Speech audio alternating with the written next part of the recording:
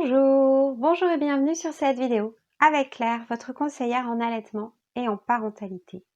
Vous êtes plusieurs mamans ces derniers temps, avec l'arrivée du froid, du mauvais temps, du brouillard, à m'avoir posé une question autour de l'habillement. Comment habiller votre bébé alors que les températures baissent petit à petit?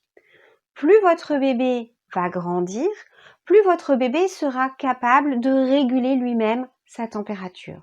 Ce qui veut dire au contraire que plus votre bébé est petit, plus il est nouveau-né, plus il est difficile pour lui de maintenir sa température.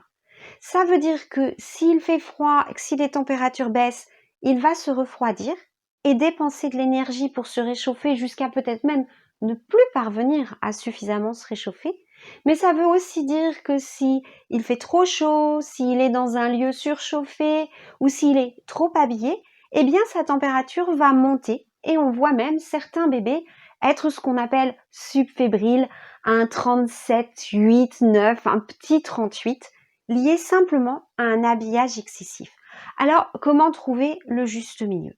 En sortie de maternité, votre bébé est vraiment en très grosse difficulté pour réguler sa température.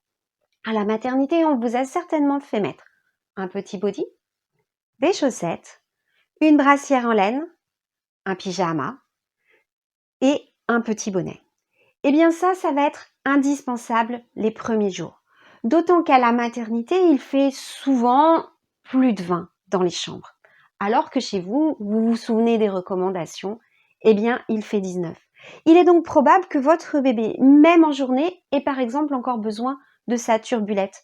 Vous savez, cette salopette, sac avec des petites bretelles et la suite de la couverture que l'on met à bébé.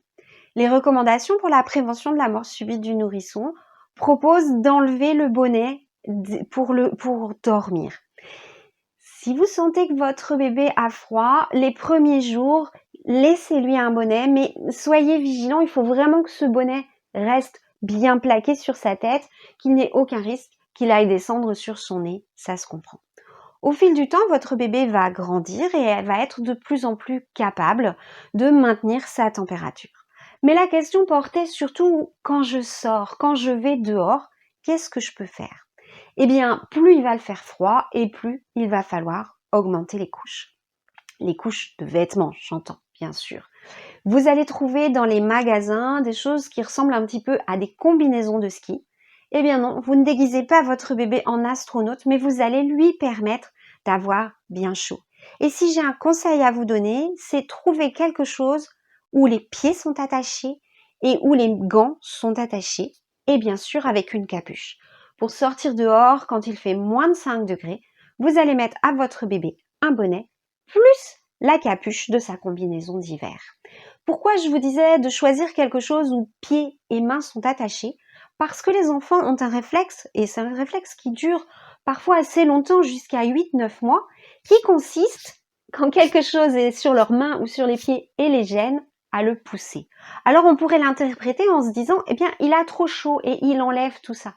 Et non, il n'a pas trop chaud, c'est simplement un réflexe d'enlever les choses qu'il a sur les pieds. Et les extrémités, on le sait, c'est ce qui va se refroidir le plus vite. Alors vous me direz comment avec tout ça évaluer si votre bébé a chaud ou a froid? Eh bien, vous allez pouvoir sentir. Si quand vous touchez ses petites mains, elles sont fraîches, on peut supposer qu'il n'a pas bien chaud. Essayez de le réchauffer.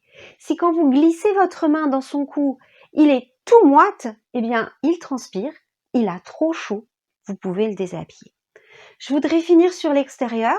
Si vous sortez en poussette, osez remettre encore une couverture. Alors je sais, c'est compliqué. Vous allez habiller bébé à l'intérieur, entasser les couches, l'engoncer, il est pas bien, il pleure, il rouspète, il s'agite et du coup il a trop chaud. Et ensuite vous allez sortir à l'extérieur.